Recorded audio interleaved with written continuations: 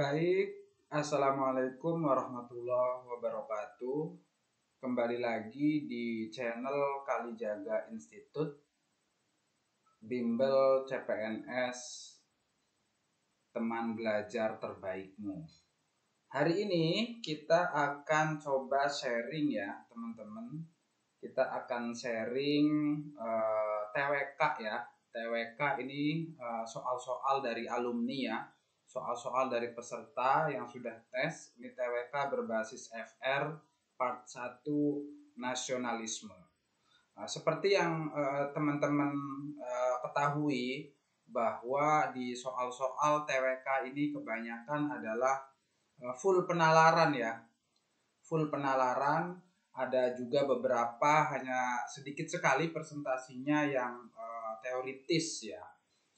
Ada beberapa kata kunci ya yang ditanyakan biasanya di soal-soal TWK terbaru ini. Biasanya dia lebih ke ditanya itu pengamalan ya. Pengamalan dari bacaan-bacaan. Jadi biasanya ada bacaan-bacaan, ada panjang-panjang. Habis itu nanti pengamalannya seperti apa. Atau juga implementasi dari kasus tersebut dalam keluarga, dalam sekolah, dalam masyarakat. Biasanya seperti itu ya yang ditanyakan. Oke, sebelum kita membahas soal, saya akan sedikit menyinggung ya terkait definisi nasionalisme. Jadi nasionalisme ini kan kita fokus ke nasionalisme dulu ya. Dari 5 kisi-kisi nanti kita akan rutin ya. Kita akan rutin tiap hari upload dari mulai nasionalisme ya. Dari nasionalisme, terus integritas ya. Terus ada bela negara, sesuai kisi-kisi dari Menpan RB ya. Ada pilar negara, juga ada bahasa Indonesia. Ini soal-soalnya berbasis dari peserta yang sudah tes ya teman-teman. Jadi nasionalisme ini adalah kalau menurut KBBI, nasionalisme ini adalah paham atau ajaran untuk mencintai bangsa dan negara sendiri. Ya, ini kata kuncinya. Jadi nasionalisme ini adalah paham atau ajaran untuk mencintai bangsanya sendiri. Ya, bangsa atau negara sendiri ya. Ini namanya nasionalisme. Oke, saya juga akan sedikit berbagi ya materi-materi sedikit ya. Ada macam-macam nasionalisme. Ini ada nasionalisme kewarganegaraan, ada nasionalisme romantik atau disebut juga nasionalisme organik, ada nasionalisme budaya, kenegaraan, dan nasionalisme agama. Nasionalisme kewarganegaraan ini atau juga disebut nasionalisme sipil ya, di mana negara kemudian memperoleh suatu kebenaran politik dari penyertaan aktif rakyatnya ya, atau kehendak rakyat. Ini teori mulanya dibangun oleh Jean-Jacques ini ya, Rousseau ini ya. Kalau nasionalisme romantik ini dari ras ya biasanya, makanya dia disebut juga sebagai nasionalisme organik ya. Ada nasionalisme budaya di mana negara memperoleh suatu kebenaran politik dari budaya yang bersama ya, budaya bersama. Ada nasionalisme kewarganegaraan, ada nasionalisme agama. Ini adalah nasionalisme berbasis persamaan agama ya. Ini contoh nasionalisme dalam kehidupan sehari-hari ya. Saya sampaikan dulu sebelum ke soal sedikit. Menjaga ketertiban masyarakat dengan mematuhi aturan yang berlaku, mematuhi dan menaati hukum negara, melestarikan budaya, bersedia mempertahankan serta memajukan negara, ya, menggunakan produk dalam negeri, menjunjung tinggi nilai-nilai persatuan serta kesatuan bangsa. Ini adalah contoh-contoh sepintas ya sebagai prolog sebelum kita membahas soal-soal tentang FR dari peserta. Ya, ini adalah perkembangan nasionalisme di Indonesia ya teman-teman. Ada 5 fase. Saya akan jelaskan sedikit. Fase pertama, jadi nasionalisme di Indonesia itu diawali oleh masa Budi Utomo ya pada tahun 1908. Nah, ini jadi organisasi-organisasi kebangsaan nasionalisme udah muncul nih. Terus ada fase kedua. Fase kedua ini adalah kondisi perjuangan yang sudah terkotak-kotak. Makanya muncul Sumpah Pemuda pada tahun 1928. Terkotak-kotak ini gimana, Pak? Terkotak-kotak ini pada tahun-tahun itu sudah muncul ada gerakan pemuda-pemuda di daerah ya. Ada Jong Java ya, ada Jong Java, ada Jong Ambon, ada Jong itu ya, rombongan gerakan pemuda-pemuda daerah. Makanya akhirnya muncullah Sumpah Pemuda ini untuk menyatukan pemuda-pemuda yang awalnya berbasis kedaerahan itu. Terus ada fase ketiga. Fase ketiga ini diawali dengan peranan nyata pemuda pada masa revolusi fisik ya. Ini menjelang kemerdekaan terjadi para pemuda menyandra Soekarno-Hatta ke Rengas Dengklok itu ya. Jadi para pemuda ingin segera memproklamasikan kemerdekaannya, makanya diculiklah atau disandraklah Bung Karno dan Bung Hatta ya. Terus ada fase keempat. Fase keempat ini adalah tahun 66 ya, pergantian dari masa Orde Lama ke Orde Baru ya. Ke Orde Baru ini dari zaman Bung Karno ke Pak Harto ya. Terus fase kelima ini adalah masa era reformasi ya, tahun 1998 itu ya, pergerakan masa Orde Baru kemudian melahirkan fase kelima yang disebut juga sebagai masa reformasi sampai hari ini. Ini adalah perkembangan nasionalisme di Indonesia. Ini juga muncul ya kadang-kadang, jadi teman-teman ingat-ingat fase pertama itu 1908 masa Budi Utomo, terus Sumpah Pemuda 1928, terus masa penculikan Soekarno-Hatta karena menjelang kemerdekaan, terus juga ada pergantian Orde Baru ke Orde Lama ke Orde Baru dan masa reformasi. Oke, langsung saja teman-teman, ini adalah soal-soal dari para alumni bimbingan kita ya, dari peserta yang sudah pada tes. Raja adalah seorang warga negara Indonesia. Ia memiliki kebanggaan dan mencintai dan kecintaan terhadap bangsa Indonesia. Hal itu diwujudkan dengan kebiasaannya yang selalu memakai pakaian-pakaian produksi lokal. Ia memiliki pandangan sebagai warga negara yang baik untuk mencintai dan menggunakan produk-produk dalam negeri sehingga dapat menjaga identitas nasional serta memajukan eksistensi nilai-nilai budaya bangsa Indonesia. Sikap raja tersebut, nah ini ya yang ditanyakan di CPNS tahun 2023 yang terbaru termasuk ya persiapan TWK CPNS 2024 ini yang ditanya, sikap raja tersebut mencerminkan pengamalan Pancasila terutama sila keberapa? Nah, ini ada sila ke-1, sila ke-2, ke-3, ke-4, ke-5 ya. Pengamalan sila ke-1 ini biasanya gotong royong membangun rumah ibadah ya biasanya. Ini yang diceritakan kalau pengamalan sila pertama ketuhanan yang Maha Esa ini adalah menghormati dan menghargai perbedaan agama. Ini yang dibicarakan tentang agama. Kalau sila kedua ini yang dibicarakan adalah diskriminasi ya. Jadi manusianya. Jadi misalnya manusia didiskriminasi baik fisik ataupun non fisik, ini pengamalan sila kedua. Atau misalnya teman-teman membantu bencana alam ya, membantu korban bencana alam ya, ini juga masuk sila kedua ya, membantu manusianya. Nah, ini Persatuan Indonesia sila ketiga ini adalah tentang nasionalisme ya, tentang cinta tanah air. Maka dari kasus di atas ini adalah pengamalan sila-sila ketiga ya. Kalau sila keempat gimana Pak? Kalau sila keempat ini kerakyatan yang dipimpin oleh hikmat kebijaksanaan dalam permusyawaratan perwakilan. Ini soal-soalnya pengamalan sila tentang musyawarah ya, musyawarah mufakat, atau juga pemilu ya, pemilihan umum atau juga politik ya, atau juga dia bisa demonstrasi ya.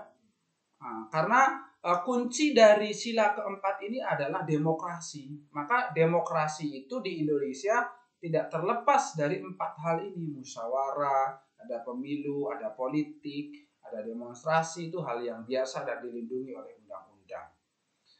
Yang kelima, keadilan sosial bagi seluruh rakyat Indonesia. Jadi adil bagi seluruh rakyat Indonesia ini biasanya dia pengamalan silanya tentang hak-hak ya, hak-hak bersama.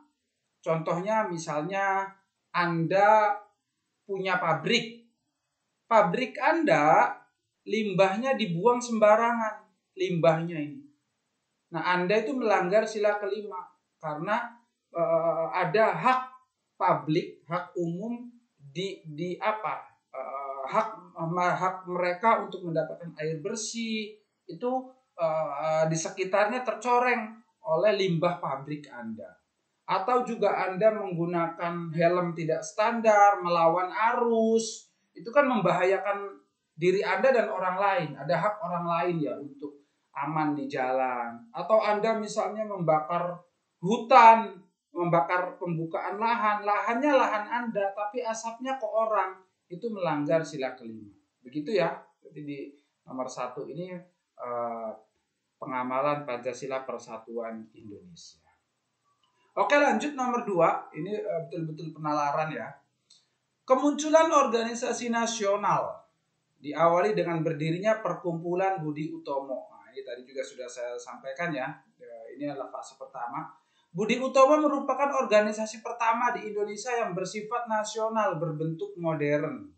Organisasi ini didirikan oleh Dr. Sutomo dan beberapa mahasiswa Stovia, Sekolah Dokter Jawa, pada tanggal 20 Mei 1908 di Batavia atau Jakarta.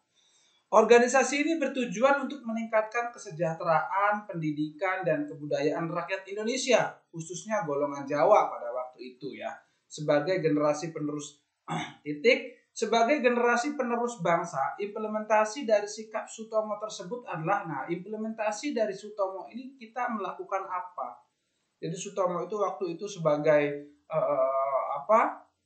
mahasiswa di Stovia ya, dia mendirikan organisasi Budi Utomo dengan para pribumi-pribumi asli ya.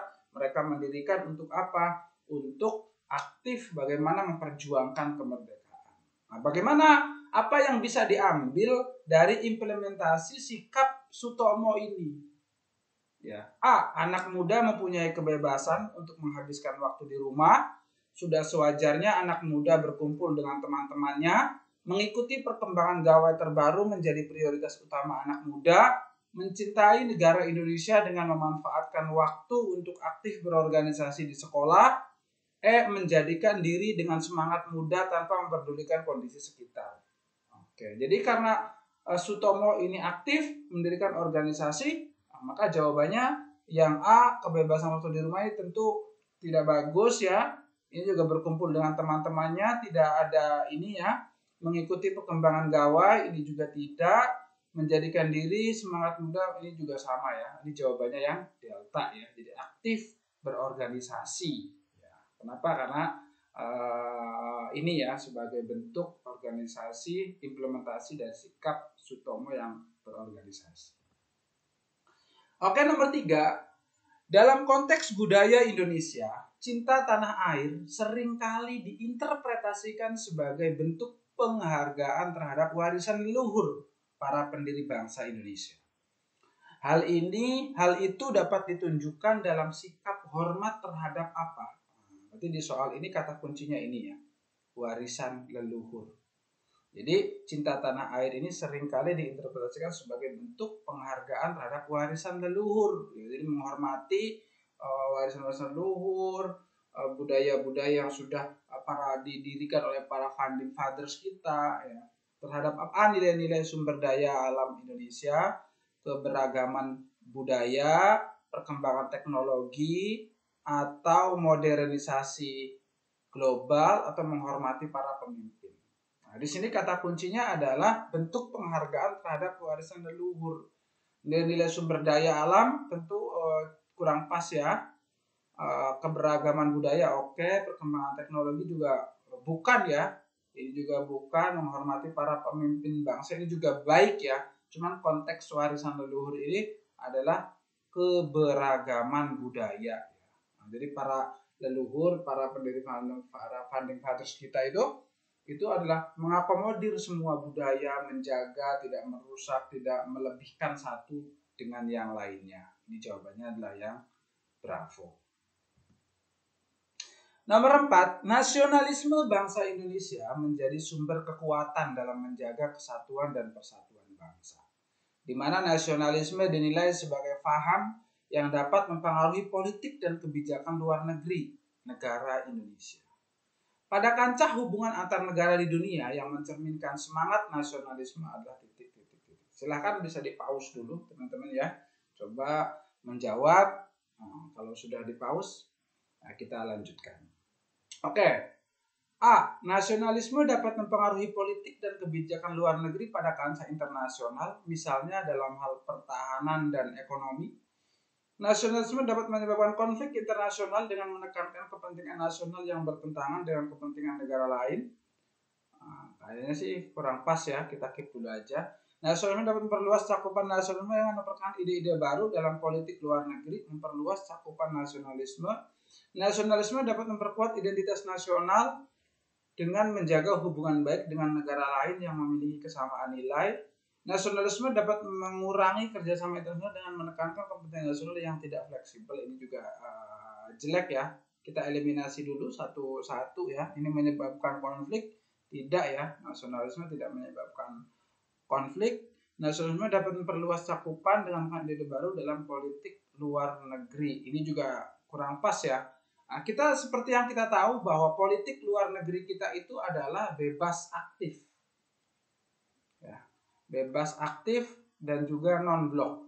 Jadi kita bergaul dengan negara siapa saja, ya, tidak ikut blok barat ataupun blok timur ya. Nah, makanya lebih dikenal non-blok. Ini bagaimana nasionalisme di kancah internasional? Ini mungkin antara D ataupun yang A ya. Dapat memahami politik dan kebijakan luar negeri pada asas misalnya dalam hal pertahanan ekonomi, atau dapat memperkuat identitas nasional dengan menjaga hubungan baik dengan lain yang memiliki kesamaan nilai. Nah, ini yang sama, yang membuat ini salah ya. Kenapa? Jadi menjaga hubungan baik dengan negara lain yang memiliki kesamaan nilai. Sedangkan kita kan bergaul dengan negara mana saja, ya. Bebas aktif ininya atau non-blok, maka jawaban yang tepat adalah yang A ya. Jadi nasionalisme itu dapat mempengaruhi politik dan kebijakan luar negeri pada kancah internasional. Jadi nasionalisme itu kita kan aktif bersuara, menlu kita misalnya terkait kebijakan-kebijakan perkembangan luar negeri terbaru, kita ikut berpartisipasi baik dalam hal pertahanan ataupun ekonomi. Begitu ya teman-teman, sangat mudah. Nomor 5. Data pada laman Kominfo menuliskan persentase penduduk usia produktif, yaitu 15 sampai 64 tahun terhadap total populasi pada 2020 sebesar 70,72%. Sedangkan persentase penduduk usia non produktif 0 sampai 14 tahun dan 65 tahun ke atas tercatat sebesar 29,28% pada tahun 2020. Persentase penduduk usia produktif tampak sedemikian besar. Oleh karenanya itu menunjukkan bahwa Indonesia masih berada pada era bonus demografi. Ya. Upaya yang dapat dilakukan sebagai anak muda. Nah, teman-teman, saya selalu bilang ke peserta-peserta untuk trik menjawab TWK itu adalah dia di kalimat terakhir. Kalimat terakhirnya itu dia menanyakan apa. Gitu ya. Upaya yang dapat dilakukan sebagai anak muda produktif dari kasus yang diceritakan ini, bahwa Indonesia bonus demografinya besar, sekitar 70,72% itu adalah usia produktif. Sebagai anak muda, kita yang memiliki kecintaan terhadap bangsa Indonesia, upaya apa yang dapat dilakukan? Ini kata kuncinya. Nah, cobain aja teman-teman ngerjain, nanti lihat di kalimat terakhir dia nanya apa. Kalau nanya ini dari bacaan-bacaan yang ada di atasnya. Karena semua kan bacaan-bacaan di atasnya.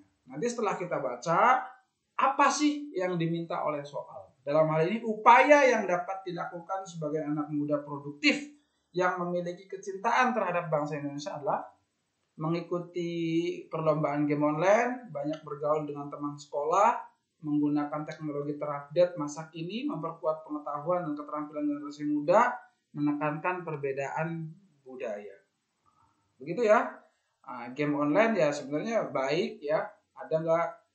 Cuman di sini anak muda produktif ya, mengikuti perlombaan game online, memperkuat pengetahuan dan keterampilan generasi muda. Nah, ini jawabannya ya, teman-teman. Jadi menjawab TWK itu nanti lihat di kalimat terakhir dia menanyakan apa implementasi dari bacaan yang ada. Oke ya. Ini adalah nomor 6. Nanti saya jawab di kolom komentar ya, latihan jawab, boleh komen di kolom komentar. Silahkan menurut teman-teman buat latihan jawabannya apa. Begitu ya, ini adalah materi tadi ya. Terima kasih teman-teman. Mudah-mudahan saya doakan mudah-mudahan lolos. Ini kita akan insya Allah akan rutin terus mengupload soal-soal TWK ya. Soal-soal TWK, khususnya soal TWK ini menjadi yang paling hot ya, karena banyak sekali yang terpleset, tidak passing grade ataupun kecil nilainya di TWK ya. Kalau TIU itu TIU ini ada rumus-rumusnya jelas, ada caranya, ada ininya. Tapi kalau TWK ini lebih ke analisis ya. Maka saya akan meng-share dari soal-soal dari peserta kita. Mudah-mudahan bisa bermanfaat buat teman-teman para pejuang NIP yang akan tes tahun 2024. Terima kasih. Wassalamualaikum warahmatullahi wabarakatuh.